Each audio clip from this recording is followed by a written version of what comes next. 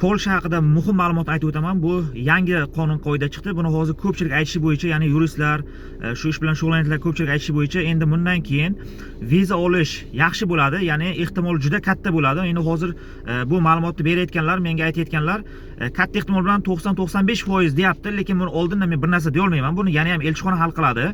Ya'ni hozir nima deyapti Polshada? Polshani endi priglasheniyaini qimmat qilib qo'ydi ish beruvchilar uchun. Endi priglasheniya kim misol uchun ish beruvchi davlatga priglasheniya uchun topshirmoqchi bo'lsa agar, pulini misol uchun deyaylikki, misol uchun oldin 1 so'm bo'layotgan bo'lsa, hozir o'shani 4 so'm qilib qo'ygan. Ya'ni 4 baravar ko'tarilgan bu yerga. Shu uchun endi hamma topshirayotganlar o'ylab topshiradi, ya'ni ishonchli topshiradi. Ya'ni oldingi falshiy faqat priglasheniya olib sotayotgan kompaniyalar yo'qoladi o'rtadan. Faqat original kompaniyalar qoladi. Va o'sha original kompaniyalar ham o'ziga kerakli odamni faqat priglasheniya sotish uchun emas, faqat o'sha ishchi kerakli odamga priglasheniya jo'natish uchun borib to'lov qilishadi. Shu uchun buni narx ko'tarishdi. Keyin o'sha narsani boylab qo'ydi deyapti. Ya'ni vizani o'sha ish beruvchiga, ya'ni misol uchun Litvaga borsangiz, Latviyaga borsangiz ish beruvchiga bog'lanadi, karta bersa ham ish beruvchiga bog'lanadi. Shunaqa bo'lgan. Polshaga ham xuddi shunaqa bo'ladi deb aytishdi. Ya'ni endi kelayotgan odam o'sha ish beruvchiga bog'lanadi. Ya'ni bu qonun chiqqandan keyin bog'lanadi va siz u yerda borib ishlashingiz kerak boshida. Qochib ketmasligingiz kerak. Borib ishlab, misol uchun venjlaringizni olib, keyin boshqa joyga oformit qilsangiz bo'ladi.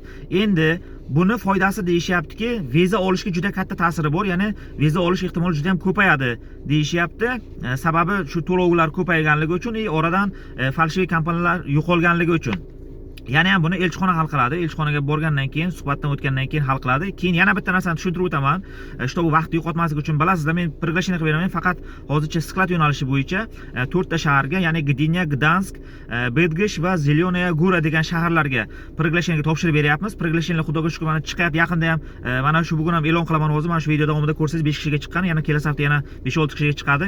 Keyin mana bu noyabrga topshirgan ko'kalarimizda vnyosklar, ya'ni qabul qilinadi degan hujjatlari ham chiqqan. Shularni ham bir boshdan aytib o'taman.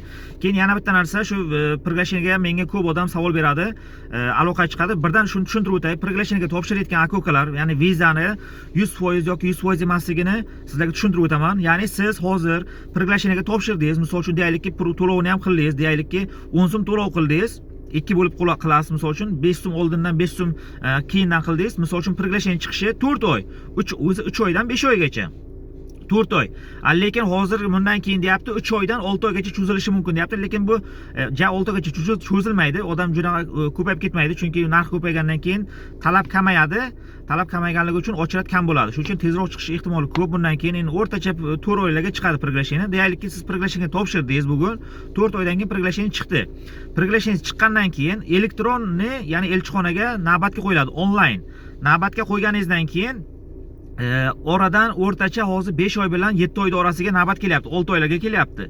Deyaylikki 6 oydan keyin sizning navbatingiz keldi, telefoningizga xat keladi. Ya'ni hurmatli fuqaro, sizning navbatingiz mana shu kisloga, navbatingiz keldi, mana shu soatga keling deb aytiladi. Ya'ni 14 kun oldin ogohlantiradi sizni. Misol uchun chetga bo'lgan taqdiringizda ham siz qaytib kelasiz va elchixonaga borasiz. Borganingizda sug'urtaga $90 pulingiz ketadi, plus minus.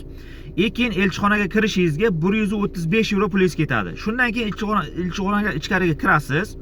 Kirganingizdan keyin u yerda 1 minutgina suhbat bo'ladi. Oddiy savollar, ya'ni qayga boryapsan, qaysi ishga boryapsan, qaydan topding, oldin qayga bo'lgansan, nima ishlar qilgansan deydi. Oddiy savollarga javob berishingiz kerak. Faqat hayajonlanmasdan to'g'ri, cho'tki javob berish kerak. Keyin o'shandan keyin javobi 14 kundan keyin chiqadi. 14 kundan keyin borasiz javobiga. Misol uchun viza chiqqan bo'lsa, vizani olib siz primoy biletni olib bega kelsangiz bo'ladi Polshaga. Xohlasangiz o'sha olgan priglasheniya olgan joyingizga borib ishlasangiz bo'ladi. Xohlamasangiz, misol uchun meni oldimga misol vakansiya bo'lgan paytda mana shu BS kategoriyasi bo'yicha meni oldimga kelib ishlasangiz bo'ladi. Yoki vakansiya chiqqancha o'sha skladda o'zida ham ishlab tursangiz bo'ladi. Skladga ham yomon oylik bermay, yaxshi o'rtacha $1200 ishlasa bo'ladi boshida, skladda o'zida ham. Men oldimga vakansiya ochilganda men o'zim sizni chaqirib olaman, siz kelib bega ishlashni boshlaysiz. Bu yerda ham misol uchun oylik yangi kelgan odamga $2250 dan boshlanadi. Yangi kelgan odamga. Keyin tepaga qarab ketaveriladi. Keyin agar siz o'sha paytda viza chiqmasa, viza ola olmasangiz, siz qarordan noroziman deb apellyatsiyaga topshirsangiz bo'ladi. Bu birinchi variant. Ikkinchi varianti, priglasheniyani yana qaytadan navbatga qo'ysa bo'ladi. Ya'ni priglasheniya bir marta bilan kuyib ketmaydi. Qaytadan navbatga qo'yiladi, yana navbatingizni kutasiz.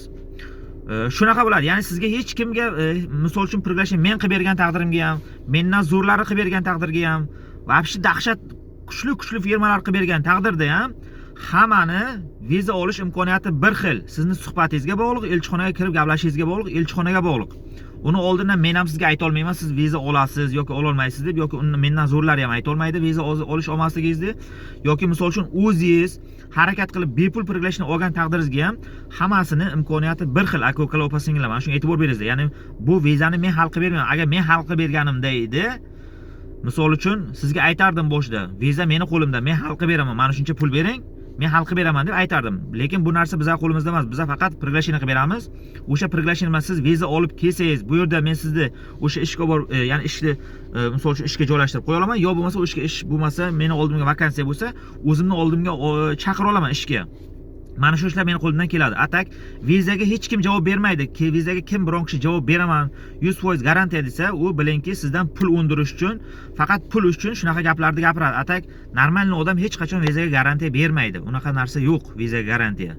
Shuning uchun mana shunaqa narsalarga e'tibor beramiz va videoni davomini ko'rsangiz agar, kimlarga video priglashение chiqqan, kimlarga vnyosk chiqqan, o'shalar ism familiyasini aytganman.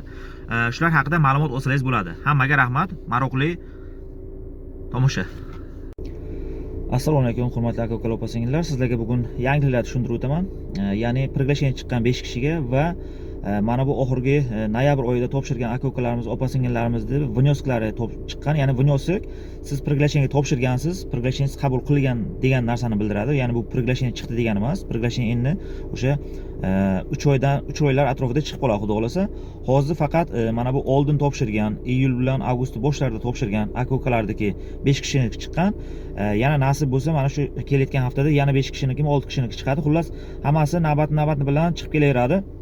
Hozir sizlarga ism familiyalarni aytib o'taman. O'sha priglasheniya chiqqan aka ukalardagini iloji bo'lsa menga srochno aloqaga chiqingizlar. Otaxonov Inoyatjon, Boboyev Sadriddin, Egamov Manzurbek, Hakimov Oybek, Xurramov Homidjon. Mana shu 5 kishiga priglasheniyalar tayyor, priglasheniya chiqqan, menga aloqaga chiqingizlar. Keyin noyabr oyiga kim topshirgan bo'lsa, o'sha kishilarni подтвержденияsi, ya'ni vnyosga, ya'ni qabul qilindi degan hujjati chiqqan, sizlar ham aloqaga chiqsangiz, o'sha elektron faylini, elektron variantini tashlab beraman sizlarga. Keyin akalar, yana bitta eslatma, Angliyaga sezon tugagan, ya'ni sizni hech kim hozir chaqira olmaydi, hech kim jo'nata olmaydi. Shuning uchun aldanib qolmaysizlar. Kim sizni misol uchun internetdan topganlaringiz hammasi mashinnik, internetdan ruskiyaga borishlarni hammasi 100% mashinnik. Ularga hozir o'zbeklar ham sherkarli ishlayapti. Ya'ni men keldim shular orqali bularga rahmat deydi. Sizdan boshida pul so'ramaydi, lekin keyinchalik so'rashni boshlaydi. Shunga ehtiyot bo'lingizlar. Bunaqa narsa yo'q.